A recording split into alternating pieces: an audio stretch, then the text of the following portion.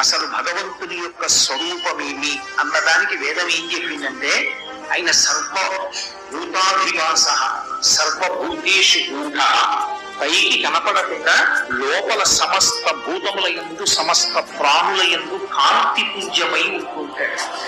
ఆ కాంతి పుంజమై ఉన్నటువంటి పరమాత్మ అంతటా నిండిపోయి ఉంటాడు. అంతటా నిండిపోయినా చూడడానికి మాత్రం కనపడదు.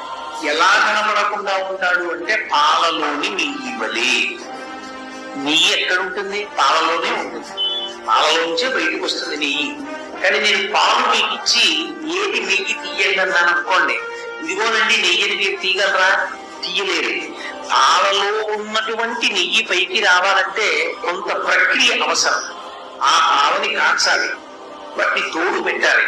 తోడు పెట్టిన తర్వాత కదపకూడదు, అలాగే ఉంచాలి. తోడు పెట్టి కదిపితే తోడుకోదు, అలా కొంతసేపు వదిలేయాలి. అది తోడుకుంటుంది. తోడుకున్న తర్వాత కవ్వం దింపాలి. కవ్వం దింపి భాండము బద్దలైపోకుండా జాగ్రత్తగా చిలకాలి.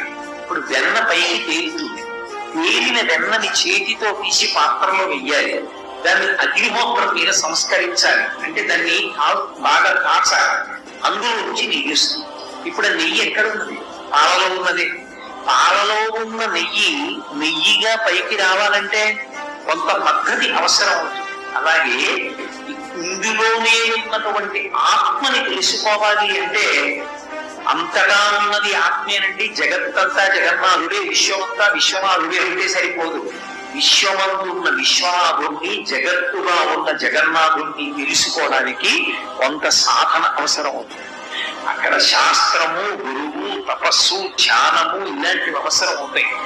ఎవరు అవి చేశారో వాడే పాలలోని నీటిని చూడగలడు తప్ప అందరికీ పాలలో నీటిని చూడటం సాధ్యం కాదు.